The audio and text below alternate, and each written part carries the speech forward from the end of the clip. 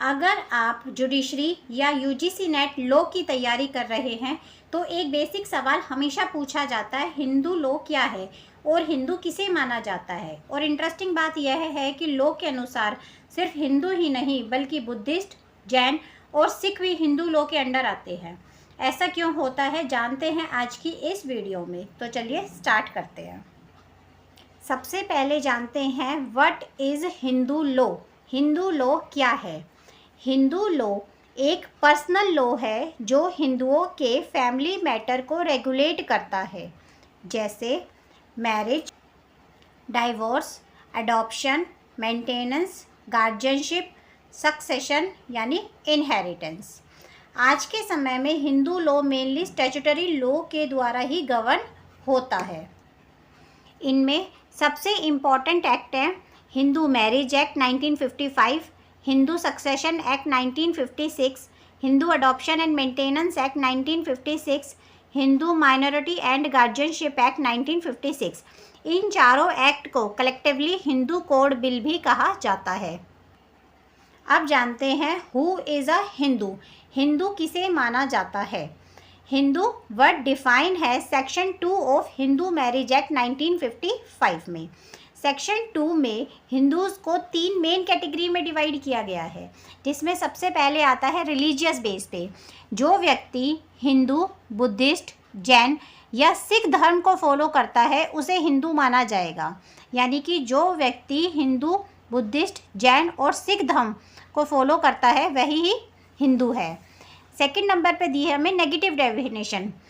अगर कोई व्यक्ति मुस्लिम, क्रिश्चियन, पारसी या ज्यू नहीं है, यानी कि अगर कोई व्यक्ति इन चारों धर्म को फॉलो नहीं करता और वह अन्य किसी रिलीजन को भी प्रूफ नहीं कर सकता कि वह किसी अन्य रिलीजन को फॉलो करता है, तो उसे भी हिंदू लॉ के अंडर हिंदू माना जाएगा। थर्ड नंबर पे आते हैं बाय बर्थ। अगर किसी व्यक्ति के पेरेंट हिंदू हैं तो चाइल्ड भी हिंदू माना जाएगा। अब यह सवाल उठता है कि यदि एक पेरेंट हिंदू है और दूसरा पेरेंट किसी और रिलीजन को फॉलो करता है तो चाइल्ड क्या कहलाएगा? अगर उस बच्चे का एक पेरेंट हिंदू है और दूसरा पेरेंट किसी और रिलीजन को फॉलो करता है तो यह देखा जाएगा कि उस बच्चे की ब्रॉटअप कैसे हुई है। अगर उस बच्चे को पालन पोषण किया गया है हिंदू धर्म के अकॉर्डिंग तो वह बच्चा भी हिंदू कहलाएगा। अब जानते हैं हिंदू लॉ के सोर्सेज कौन कौन से होते हैं। सोर्स का मतलब होता है लॉ कहाँ से आया है, लॉ को कहाँ से अडॉप्ट किया गया है। तो हिंदू लॉ के 2 मेन सोर्सेज होते हैं, एंशिएंट सोर्सेज और मॉडर्न सोर्सेज।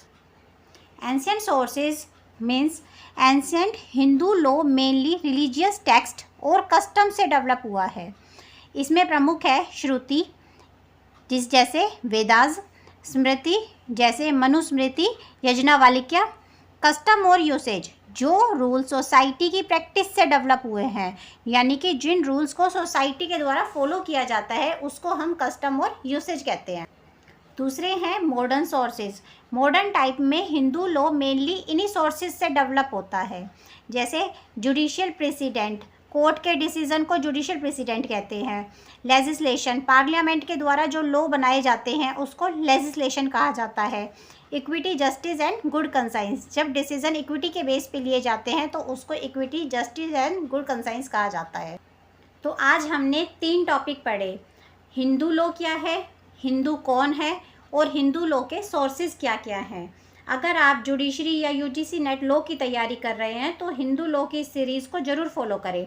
अगली वीडियो में हम पढ़ेंगे sources of Hindu law with example. अगर यह वीडियो हेल्पफुल लगी तो लाइक करें, चैनल को सब्सक्राइब करें और दोस्तों के साथ शेयर करें।